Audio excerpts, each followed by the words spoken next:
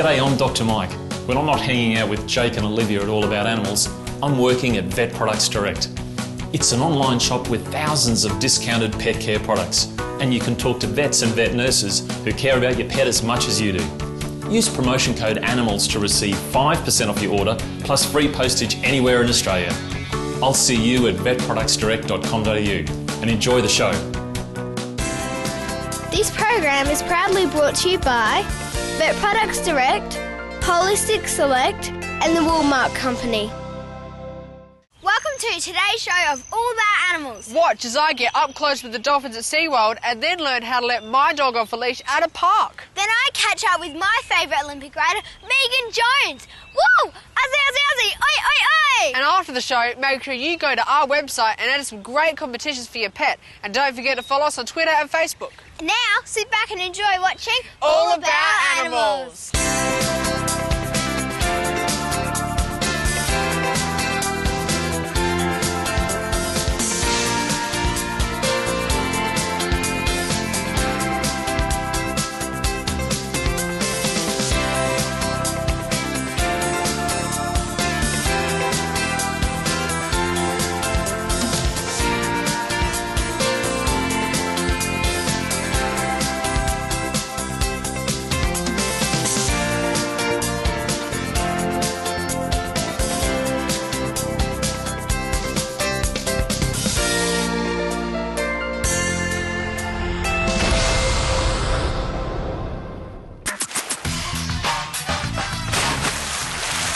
Today, we're back at Seaworld on the Gold Coast to watch the Dolphin Discovery, which is a special show only for Seaworld Resort guests. First, the trainers tell us a little bit about the Seaworld Dolphins. These two dolphins are called Diva and Gemma. Gemma on the right is 23 years old. The dolphin's pool is about 7 metres deep and has a massive filtration system to keep the water clean. During the show, the dolphins are asked to perform different behaviours. Now that's Gemma doing a speed swim. And check out Dean surfing on Diva, which is one of his favourite things to do with the dolphins. He loves being in the water so close to these animals. Just look at how strong they are. Gemma is one of the cuddliest dolphins and is very smart. Part of Dean's work involves getting the dolphins used to being handled. This is important because if they need to do special medical checks, they can safely check inside their mouths and all over their bodies. Sometimes they even have to remove branches or even rubbish from their mouths. Dolphins have great vision both in and out of the water, so they also get their eyes checked regularly. It was awesome to watch them and just to see them swimming so fast. Then after the show, I caught up with Dean to find out more about his work. Wow, that show was amazing. How long did it take for you to teach her these tricks? Well, Gemma was born here at SeaWorld 23 years ago, and she's been one of the major stars of our show ever since. So it's baby steps along the way. Some of those behaviours can take years for these animals to master. Just like us, they need to build up strength and coordination to do some of those awesome behaviours you saw. Yeah, how long does it take for you to do the surfing behaviour? That takes more time on our behalf to build up our balance and strength. Yeah. But dolphins like Gemma are pretty good. They sort of help us out a little bit and try to help us if we fall. Yeah. So, if you do get into trouble, do they try and help you? Some dolphins, well, they all have different personalities. Gemma, if she's in a funny mood that day, she may think it's a bit funny to drop you halfway across the pool. But that's just how it goes when you work with these dolphins. Yeah, I heard that she makes the clicking noises. Where does it come from? Is it the mouth or out the blowhole? All the noises dolphins make come out of the blowhole, whether it's noises like this or like this.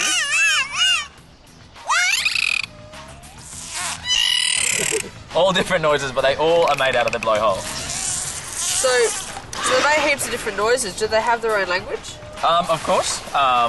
Different noises mean happy noises, different noises mean angry noises. Yeah. We can sort of decipher them as best we can, but I guess we'll never know exactly what they're saying. So Dean, do you have a really strong connection with Gemma? We built up a bond and a relationship with all of the animals that we work with. And the basis of all of those relationships is, of course, trust. So if I didn't trust Gemma and if Gemma didn't trust me, there's no way that we could jump in the water and do what we do with these animals every single day if we didn't have that trust or that bond. Wow, or that relationship. Yeah. Well, thanks, Dean, and I think you have the best job in the world. Oh, no worries, buddy. I'm glad you guys enjoyed the show today. Gemma wanted to have a quick splashing contest before I left, and I think she won.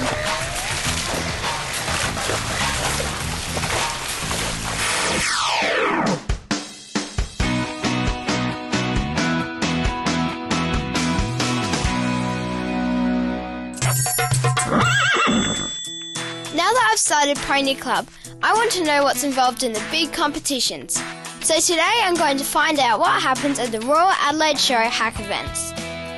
Dale Plum is a very accomplished rider who's produced winning horses but has also won every major title in Australia. This year he's brought his daughter Daisy across to compete at the Royal Adelaide Show. There's so much preparation involved in hack events to make sure the ponies look perfect. So Daisy, how old are you and how long have you been riding for? I'm 8 and I've been riding for 4 years. So what have you had to do this morning to get her ready? I rode her in the exercise arena, then my dad lunged her, then we just went to wash her, and now we're getting ready. And Daisy, how long have you been competing in the Royal Show? 6 or 7 years. And what's your biggest achievement in the Royal Shows? The Grand Nationals rider under 14 years. Well, good luck today, Daisy, and I'll be watching. Thank you. Wow, after hours of preparation, Daisy's pony looks amazing, and they're ready to hit the warm-up arena before competing. The show hack is a type of ridden show horse exhibited to a standard first established in England. The horse and rider need to look and behave perfectly, and any bad behaviour will lead to penalties. The judges watch as all competitors walk, trot and canter their horses, and then they select the winners. Wow, well done Daisy, first place at the Royal Adelaide Show. What an awesome achievement!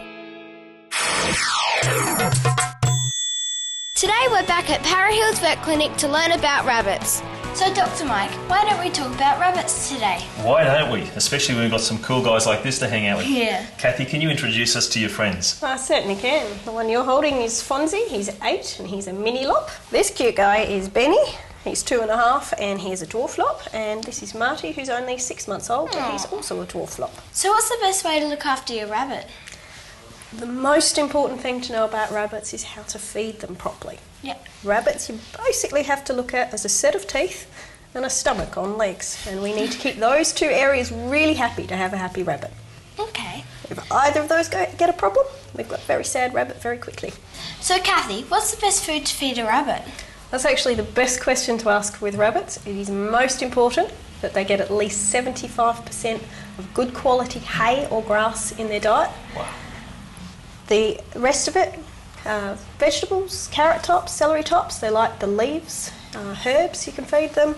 Remembering it's for the teeth that we want that hay. We need the rough hay to grind those teeth down and keep a happy rabbit. Okay.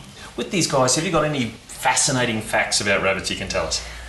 My favourite is that they only blink once every 12 minutes, so that's 5 times an hour. Wow.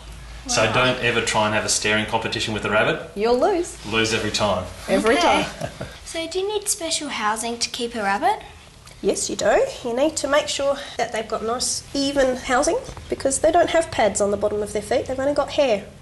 So anything too hard can cause them little sores that are very hard to fix. So Dr. Kathy, if I was to bring my rabbit into you, what sorts of things would you be looking at to see whether Fonzie was happy? I would do all the normal things that you would do for a dog or a cat. Check out the chest, the heart, the lungs, look at their eyes, their ears, feel their tummy, but also listen to their tummy, which is unusual because you want to hear the noise of everything moving. We want to know that tummy's happy. And then I'd also look at their teeth, which is not just the incisors there, the front teeth. More importantly is seeing the teeth that actually sit right back here underneath the eyes. That sounds like hard work. You need an otoscope to do it. Right. And what's with those ears? I mean, they're just so cute, but do they cause any special problems? They can get ear mites, but most of the time they're normal. Absolutely. They're happy. So do you need a licence to keep a rabbit? In Queensland and the Northern Territory, you do. Nowhere else, though. Everywhere else you can have them. Now, I know I sort of can feel Fonzie's really powerful back legs. Do they actually need much exercise? Can I walk them on a lead? You can walk them on a lead. Most rabbits will exercise themselves quite happily if you let them roam around a bit, but there are many that are trained to walk on a lead. Now, I've heard the saying, breeding like rabbits. So are there any special things we should think about when we're keeping rabbits together? Desex them. Desex them, right? Definitely desex them. Fantastic. Thanks for introducing Fonzie, Marty and Benny to us today. I just got to say, they're some of the 3 best looking rabbits I've ever seen. Yeah. They're a credit to you. Well done. Thank you. Next, I chatted to Sally from SA Rabbit Rescue to find out what they do for rabbits. So Sally, what is SA Rabbit Rescue? Well, Olivia, SA Rabbit Rescue is a home-based shelter predominantly for rabbits, and we take in all rabbits that need to have new homes. And how many rabbits do you rescue each year? At the worst, we've had over 8,000, but on average about 2,500 rabbits a year. Yeah, that's a lot of rabbits. It certainly is. So, Olivia, when the bunnies come to us, we give them a health check and then we behavioural check them. They stay with us for about 31 days and we make sure that the bunnies have got nice temperaments to go to their new homes and that they're not going to bite or scratch children. Wow, that sounds like a big job. How can the public help? Well, the public can help us here in South Australia by donating some time. They can offer to do foster caring for us, but we only do that on a limited basis with 1 or 2 bunnies so that they're not stretching their time and their facilities. We also wouldn't mind financial donations and donations of fresh fruit and vegetables and any foods that come in handy, hay and all that sort of thing. Okay, so how can the public follow you guys? Yep, they can follow us on Facebook at SA Rabbit Rescue and Adoptions and also on the internet at wildwoodbunnies.com. Okay, well thanks Sally. It's an absolute pleasure.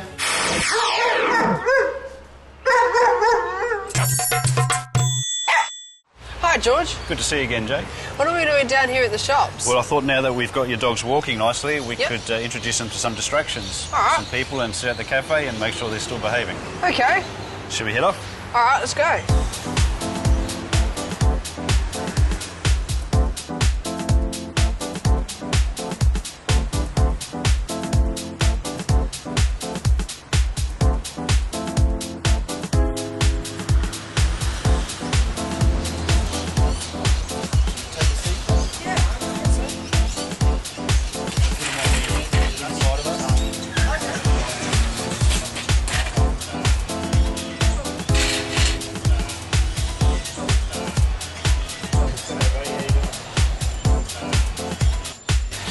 So, Jake, when we're sitting anywhere, we want to position our dogs away from the action, so we wouldn't have them on this side, we put them on this side. Okay. And we expect them to relax. When they relax, we can give them affection.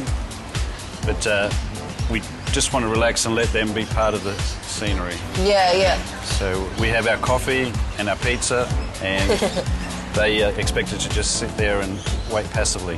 All right, okay. Try George's tips yourself. Walk calmly and confidently and focus on what you're doing. This will help your dog relax.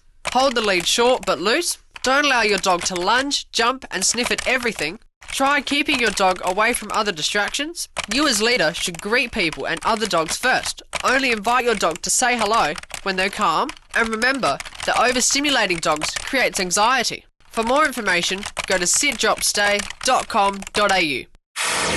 So how do you turn this wool into yarn?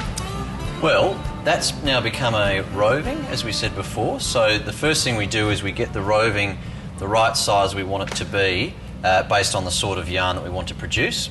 And then, no matter what type of yarn we're producing, we have to put twist in it. So the roving goes into a spinning frame and there are rollers in there running at a certain speed depending on the type of twist and strength of yarn you want to come out the other end. And literally the fibre is twisted and we produce this, which is a nice yarn. What are the different types of yarn? Well, there's lots of different types of yarn. The first variable in yarn is the type of spinning process you use. So with wool you can do a worsted yarn, this is a worsted yarn, or a semi-worsted yarn, or a woolen yarn. So those are different variations of spinning a yarn. Equally, you can get different strength and weight of yarn. So you might want a very thin yarn or you might want a thicker yarn depending on the garment that you're making or the fabric you're producing. So all those variables are taken into account, and ultimately you spin the yarn that you need for the requirements of the textile that you're producing. So what fabrics can be made from the yarn? Well, there's two main types of fabric you can make. You can make a woven fabric or a knitted fabric. So a woven fabric, particularly in wool, quite traditionally would go into things like suits, and you weave that on a loom with a warp and a weft yarn, and you can make all different types of woven fabrics. Or with knitted fabrics, you can do two types of knitting. You can either do flatbed knitting or fully fashioned knitting, where you knit panels, say for a sweater, like the one I'm wearing here, and then they're assembled together to make some knitwear like this. Or you can knit a fabric, like a jersey knitted or circular knitted fabric out of a worsted yarn, and you can cut that knitted fabric into the shape of whatever garment you want to produce, like a t-shirt or something like that. And do you have any examples of fabric you can show us? Yes, I've got a very good example of a circular knitted fabric. So this is just a simple single jersey, and this fabric here is knitted on a big circular knitting drum with needles all around in a circle. And what happens is the cones of yarn are set on the knitting machine all around, and the yarns flow in to the needles, and slowly but surely, in a big circular motion, all that yarn is knitted into a tube of fabric, and so that comes out the bottom of that machine, and then after dyeing and during the finishing process, it's cut and rolled onto a roll as a roll of fabric. So this fabric here could be used to make a nice lightweight t-shirt or some sportswear, or even any sort of type of nice light garment, all 100% merino wool. For more information, go to merino.com. I know, that was strange. Forever. Hey guys! Oh, far out. Hey guys, I got today's joke. Oh, tell us. Okay, tell us. Why do chickens lay eggs? It's secretly related to dinosaurs. No. They want to have babies? No. Yeah, no? No. Oh, tell us it. Because if they drop them, they'd break. Oh. Yeah, you get it. Do you get No. Today, Olivia is telling us about the foster care she does. So, Olivia, what do you do? Well, I foster kittens and puppies for the RSPCA. So normally they'll come into foster care if they're not big enough or if they need to be socialised, and then they'll go back and get the sex and then be put up for adoption. Okay, so how long would you have puppies or kittens for? It depends on their age and how long it takes them to get up to their weight. For puppies, they have to be 2 kilos, and for kittens, it's only 1 kilo. What do you feed them? Well, we just feed them holistic select kitten food and puppy food as well. So some of them need to be fed with a syringe if they're too young and they don't have a mum. So what's the story with these guys? Well, the puppies were found in a box dumped outside the RSPCA's gate, and the kitten was found inside a wall when some people were doing some renovations on their house, so now he's just come to us for foster care. Oh, that's really sad, but it's good to know they're in good hands. Yeah, and I'd also like to thank Holistic Select for providing me with dog and cat food to help me feed these little guys. Yeah, definitely. Then we went to the RSPCA at Lonsdale to find out more about foster care.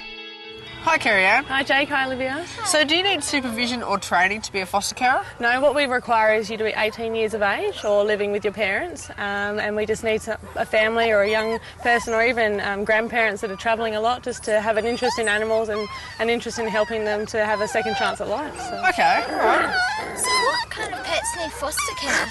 Well, we have everything here. We've got everything from cats and kittens to puppies and dogs, and we've recently actually fostered out a pig and a horse as well. So okay. Pretty much everything eventually will require foster care at some stage. So, that's great. And what kind of things does a foster carer need to do? Basically, a shelter environment can be quite stressful for animals, so a lot of animals actually require a nice quiet home life. So we ask people just to come in with a suitable home and home and contents insurance, and then we actually just take the animal around to their house, and they just literally give them the pet a home life for a couple of days, a couple of weeks, or even just over the weekends. So it's a really, really special time for the dogs and cats that don't normally get that sort of environment here. So yeah, that's great. And how many foster carers does the RSPCA currently have? In South Australia at the moment we only have 60, so actually we need quite a lot more. At the moment we're at full capacity in our shelters, so we're always looking for new foster carers, and especially with different breeds. You know, we need people with livestock capacity, and yeah, we need lots of people, and we're urging as many people as possible to come forward. And how many animals are fostered each year through the RSPCA? Each year it depends on the needs of that year and how many animals have come through. Last year, for example, we had about 300 animals that required foster, and we were really grateful that so many people came forward to help us out. Okay, all right. Yeah. And how do you become a foster carer? Basically, all it takes is a phone call to us or a visit into the shelters, where we'll actually ask a few questions about your home life and what sort of fencing you've got, questions like that. Then we get you to fill out some paperwork. We come out and do a home visit to make sure that the animals will be safe and that it's a good match for your family as well. And then it's just a case of waiting for that right animal to come through that you're happy to foster. So it's really, really exciting. Yeah. Oh, that's great. So for your chance to win a year's supply of holistic select pet food, go to allaboutanimalstv and enter the competition. Viewer Pets is brought to you by Para Hills Vet Clinic. Yes, it's that time again. Viewers Pets. I get lots and lots of great photos of your pets emailed in, and I love looking through them all. I've picked out a few to share with you, so let's take a look. Our first viewer pet has been sent in by 11-year-old Shikani, who has a pet bird called Lucky. Lucky is a cinnamon green-cheeked pineapple conure that comes from South America. Once, Lucky flew away. Shikani found him in a tree, and luckily she got him back. Lucky can talk, do tricks, and even sing. Our next viewer pet has been sent in by Leanne from Runaway Bay on the Gold Coast. Cooper is a West Highland Terrier cross Fox Terrier, and Jessie is a Belgian Shepherd cross Border Collie. They love to play at the beach with each other. Jessie has diabetes, but that doesn't stop her from having fun with her best friend. Once, Jessie found a dead palm tree leaf, and Cooper wanted it too, so they played tug-of-war for hours. Our last viewer pet for today has been sent in by Zoe, who is 11 from Perth, WA. Zoe has 2 rabbits called Salt and Pepper. They are twins and are 1.5 years old, and were born on Zoe's birthday. They like to eat apple and hay. Salt and Pepper are very curious and love lots of cuddles. So to have your pet on our show, just email info@allaboutanimals.tv with 3 photos of you and your pet, 5 things about your pet, and your name, age, suburb and state. And don't forget to enter our awesome competitions. Go to www.allaboutanimals.tv. Megan Jones is one of Australia's top event riders, a silver medalist at the 2008 Beijing Olympic Games. Hi Megan, how are you, Olivia? I'm good, thank you. Now, with the London Olympics just around the corner, what trials have you had to do? Lots, actually. I've been to Sydney 2 times, Melbourne 3 times. Wow. And the selection was actually done last night. And how'd you go? Well, unfortunately, I'm not on the team, but I am still going to England into camp just in case someone has an injury or a horse goes sore, and then I get to go and ride instead. Oh, that's still really exciting. So when do you leave for London? We actually leave July 4th, and I get to fly with the horses. So oh, it's that's very really exciting. So what's your favourite event? I love the cross country. I love cross country. I love cross country. It's fast and dangerous a little bit, and you just really get to feel the horses at full power. Yeah. It's my favourite. Oh, and by the way, Megan, congratulations on winning Coach of the Year. It's another great achievement. Thank you very much. I was actually really shocked to win that because generally it's actually for national coaches and coaches that are actually a lot older than me. So I was really chuffed with that. Really chuffed. It's amazing. That's awesome. Well, I'm really glad that you're going to be my instructor. Can anyone come here? Certainly can. We have lots of school horses here and school ponies. So you can come if you're 5 years old, if you're 15 years old. We cater for groups, private lessons and trail rides as well. So all people have to do is go to kirbypark.com and all the info is on there. Okay, cool. So how much training do you need to do for the Olympics? Years, Olivia, years and years. I've been training and hoping to go since I was 10 on a daily basis. We work the horses for an hour each a day, and they get worked 6 days a week. Monday's their day off, and we have to do lots of fitness training on them and dressage training and cross-country training and show jumping training. So really there isn't enough days in the week, but we love it. We love doing it. Well, thanks for talking to me today, and good luck in the Olympics. Thank you very much, Olivia. Well, thanks Thanks for joining us today. Now it's time for you to visit our website and enter some great competitions for your pet. And don't forget to follow us on Facebook and Twitter. And see you next time.